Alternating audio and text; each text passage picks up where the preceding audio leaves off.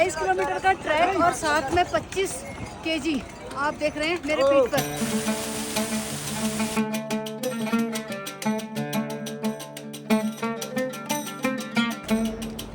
हर हर महादेव आप सभी को। मैं हूँ अभी केदारनाथ जी के धाम में।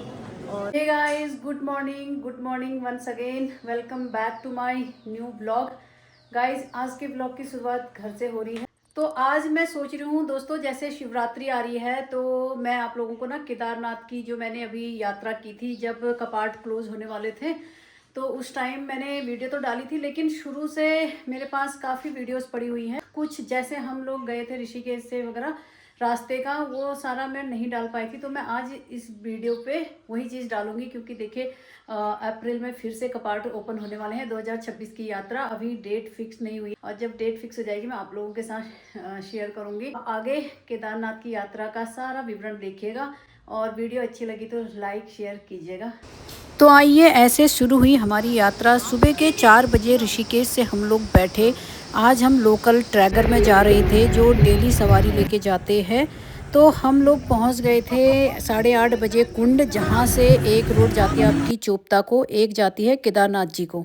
हम लोगों को जाना था केदारनाथ, तो हम बैठ गए गुप्त काशी वाली ट्रैगर पर। और यहाँ पर देखिए, ये गुप्त काशी है जहाँ पर हम लोग पहुँच गए थे करीबन 9 बजे। गुप्त काशी से फिर आगे सोनप्रयाग के लिए एक और ट्रैगर में हम बैठ गए थे, जो सवारी शेयरिंग लेके चलते हैं। तो रास्ते में इस तरह के हमें झरने मिल रहे थे जो बहुत ही खूबसूरत लग रहे थे। लेकिन देखो दोस्तों, रास्ता इतना भी सरल नहीं है। देखिए रोड बहुत ख़राब है जो सोनप्रयाग को, गुप्त काशी से सोनप्रयाग की तरफ जाती है। यहाँ पर बस एक ही चीज़ हमारे पास होनी चाहिए, वो है पेशेंस दिखाया तो हम सावधानी से पहुँच सकते हैं। मैं तो यही कहूँगी कि अगर आप लोग अपनी व्हीकल से या अपने बाइक से या स्कूटी किसी से भी जा रहे हैं तो बहुत सावधानी से जाइएगा।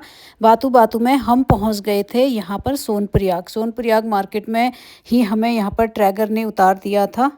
अभी सोनप्रयाग मार्केट में हम लोग पहुँच गए थे 11 बजे तकरीबन सुबह के। तो यहाँ से हमें आगे गौरीकुंड जाना है। तो गौरीकुंड जाने के लिए भी, जहाँ जो ट्रैगर चलते हैं उसको पकड़ने के लिए भी हमें तकरीबन 2 से 3 किलोमीटर पैदल चलना था। और हमारे पास इतने भारी बैग थे। रोड बिल्कुल आप देख सकते हैं बरसात में बहुत ख़राब हुई थी, तो हम बस चले जा रहे थे। हम लोगों ने सोनप्रयाग में स्टे नहीं लिया, क्योंकि हमें सेम डे केदारनाथ जी पहुंचना था। तो सुबह जल्दी आ गए थे, तो इसलिए हम लोग सोच रहे थे कि गौरीकुंड टाइम से चले जाएंगे, तो वहां से फिर हमारी यात्रा केदारनाथ जी के लिए जल्दी ही शुरू हो जाएगी।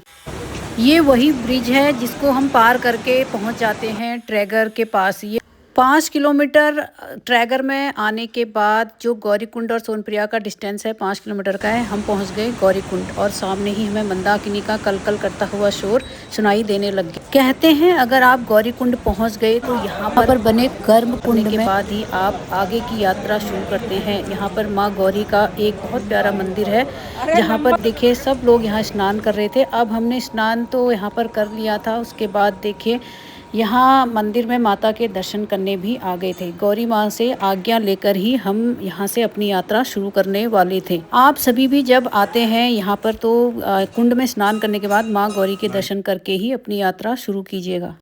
तो दोस्तों, यहाँ पर स्नान तो हो गया, लेकिन अब हमें भूख भी लग रही थी। तो गौरीकुंड में हमने अपना लंच किया। उसके बाद देखिए यहाँ से सीढ़ियाँ शुरू हो जाती हैं, जहाँ से हमने अपनी 1 बजे ठीक यात्रा शुरू की। आज सुबह के 2 बजे हम लोग उठ गए थे और 3 बजे नहा धो के 4 बजे हम बैठ गए थे।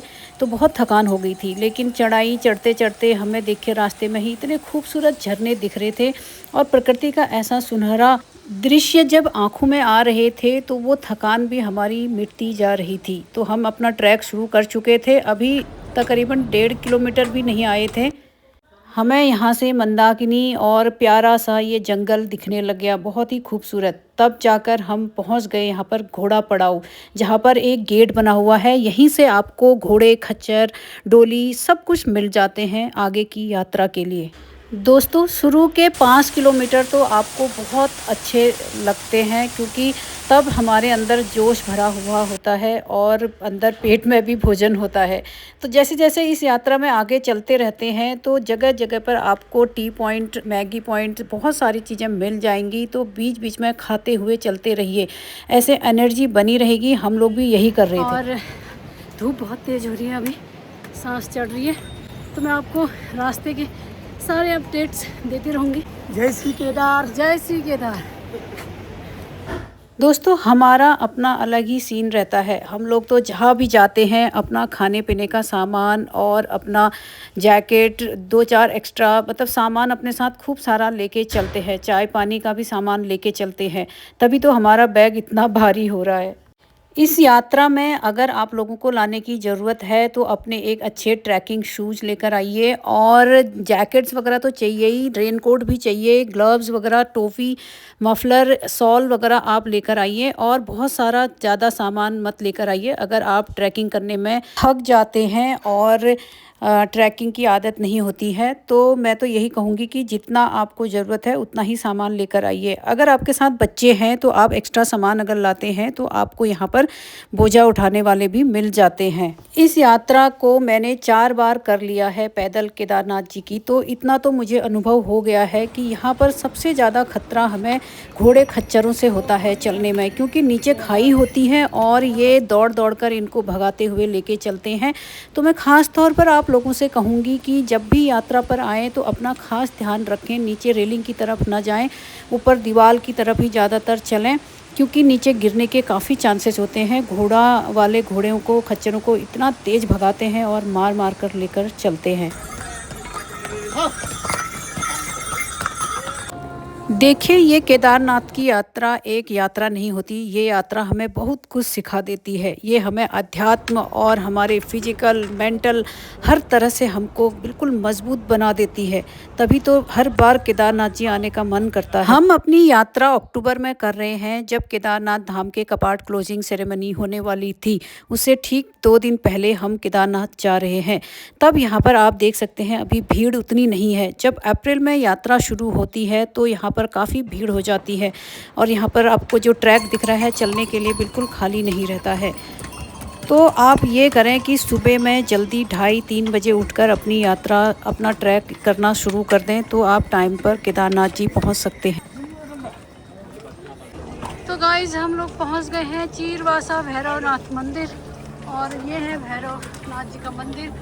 हमारी यात्रा में सबसे पहले हमें दर्शन करने होते हैं भैरवनाथ जी के। तो भैरवनाथ जी के दर्शन करने वाली। आप कहाँ से हैं? डॉक्टर सूजी फ्रॉम दिल्ली। फ्रॉम दिल्ली। आप तो दिया वगैरह भी लाए हैं साथ में, है ना? दिवाली आपकी 5th दिवाली है। ओ 5th दिवाली। केदारनाथ जाने के लिए रास्ते में वैसे मैंने बताया आपको बहुत सारे ये झरने मिलेंगे, और यहाँ का मौसम का भी कुछ पता नहीं रहता है। अभी दिन का टाइम है तो काफ़ी गर्मी लग रही थी, तो मैंने जैकेट भी खोल दिया था। लेकिन जैसे ही यहाँ पर थोड़ा सा बादल होता है तो कब बारिश हो जाए पता भी नहीं चलता। लेकिन सामने की पहाड़ियों में इतना खूबसूरत धूप दिख रही थी, ऊपर बादल इतने सुंदर सुंदर दिख रहे थे, तो मन को मोह ही ले रहे थे। जैसे ही आगे आगे 2-4 कदम और चलते हैं तो इस तरह के और वाटरफॉल, वहाँ झरने आ जाते हैं। अभी हम पहुँच गए थे हनुमान चट्टी, जहाँ पर देख सकते हैं आप हनुमान जी का प्राचीन मंदिर है। आगे चलते ही चलते एक और झरने ने हमारा स्वागत किया। यहाँ पर प्रकृति का ये अद्भुत नज़ारा सबको मोह लेता है। लेकिन मैं आप लोगों से ये कहना चाहूँगी दोस्तों, इनको दूर से ही ऐसे ही देखकर चले जाइए, ऊपर चढ़ने की कोशिश ना कीजिए, क्योंकि यहाँ पर कई बार कई लोग फिसल चुके हैं, जिससे नुकसान भी हो सकता है। अभी हम भीमबली पहुँच चुके हैं, और यहाँ से जैसे ही सामने की पहाड़ियों में नज़र घुमाते हैं तो अभी भी रास्ता काफ़ी दूर है, हमारी मंजिल काफ़ी दूर है। इन ऊँचे ऊँचे पहाड़ों ने तो हमें कह दिया था कि तुम अभी थकते कहाँ हो, अभी तो रास्ता काफ़ी है, थको मत, हारो मत, हिम्मत करो, इन मेरे झरनों को देखो और आगे बढ़ो। महादेव से मिलने जा रहे हो तुम। महादेव से मिलना इतना आसान होता तो क्या महादेव इतनी दूर बैठे होते? महादेव को पाने के लिए कुछ तो तपस्या करनी पड़ेगी। तो आज हम भी आगे इसी सोच से आगे बढ़ते जा रहे थे कि महादेव के दर्शन तो होंगे ज़रूर, लेकिन यहाँ से थक कर तप कर जाएंगे, तभी दर्शन भी हमारे अच्छे होंगे। यहाँ से ठीक सामने ये रामबाड़ा दिख रहा था, जो रामबाड़ा 2013 की आपदा में सारा कुछ बह गया था। यहाँ पर काफ़ी होटल हुआ करते थे। देखिए मंदाकिनी का ये कलकल करता हुआ शोर सबको अपनी तरफ आकर्षित कर रहा है। इस शाम के 5 बजने वाले हैं और हम लोग पहुँच गए हैं रामबाड़ा। तो रामबाड़ा में देख सकते हैं इस तरह से, और जैसे जैसे यात्रा केदारनाथ की दिन क्लोज होने के नज़दीक आ रहे हैं तो लोगों की भीड़ बढ़ती जा रही है। आज रात तक हम पहुंच जाएंगे। वीडियो पूरा देखिएगा, आपको सारी चीज़ें दिखाएंगे। यहाँ पर हमने फिर से चाय नाश्ता विश्राम करने के बाद फिर मैंने बैग उठा लिया था, क्योंकि मोहन भी दिन से ही इस बैग को लाद रहे थे तो काफ़ी भारी था। मैंने सोचा क्यों ना मैं भी अपनी काबिलियत की परीक्षा दूं, क्योंकि केदारनाथ पैदल खाली चलना भी मुश्किल होता है, क्योंकि जैसे जैसे आगे बढ़ते हैं ऑक्सीजन की कमी होती जाती है और हमारी एनर्जी लेवल भी कम होती जाती है। ऐसा नहीं कि मेरे पास जो बैग था वो भारी नहीं था, वो भी कम से कम 7-8 केजी था, लेकिन ये वाला बैग 20 से 25 केजी के बीच में था, क्योंकि इसमें हम बहुत सारा सामान लेकर जा रहे थे। अपना टेंट भी इवन लेकर जा रहे थे। देखिए जैसा मैंने पहले आपको कहा कि इन खच्चरों से बहुत खतरा है, मैं गलती से इस तरफ रेलिंग की तरफ आ गई और मुझे गिरते गिरते बची हूँ।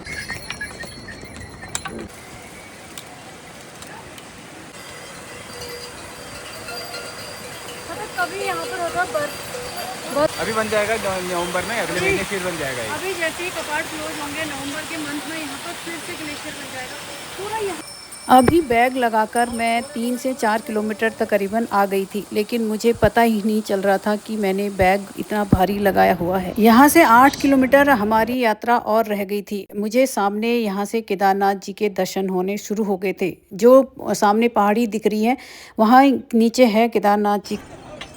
दोस्तों कहते हैं ना, अगर मन में आस्था है तो आप जैसे न तैसे कैसे कैसे पहुंच जाते हैं। हमने अपना पूरा ट्रैक कंप्लीट कर लिया, बस बचा है 8 किलोमीटर। और कितनी बार पसीना आया होगा, कितनी बार थके होंगे, कितनी बार बैठे होंगे, लेकिन मन में दृढ़ इच्छा शक्ति लेकर आए हैं और भगवान का आशीर्वाद है, भगवान केदारनाथ जी का बुलावा है। तो देखिए पूरा भारी 22 किलोमीटर का ट्रैक ये बैग लाद के जा रहे हैं केदारनाथ जी। तो आइए केदारनाथ जी की यात्रा करते हैं। शाम हो चुकी है, शाम को और भी आनंद आ रहा है, बहुत ही सुकून मिल रहा है, इतनी पॉजिटिव वाइब्स आ रही है वहाँ से। कैमरे से दिखा देती हूँ ऊपर, देखिए जैसे जैसे नज़दीक में पहुँचते हैं ना एक और हमारे अंदर पॉजिटिविटी आती है।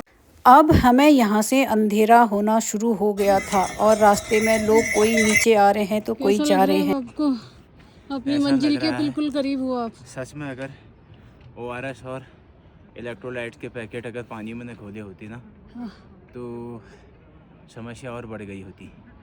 लगता है कुछ है नहीं, पर जब चलते हैं अंतिम के 8 किलोमीटर बहुत कुछ सिखा देती है। 50 बार ये पसीना सूखना, 50 बार फिर पैदा होना, और ये शरीर के सारे जॉइंट्स। अब तो पाँव भी जवाब देने लग गए हैं गाइस।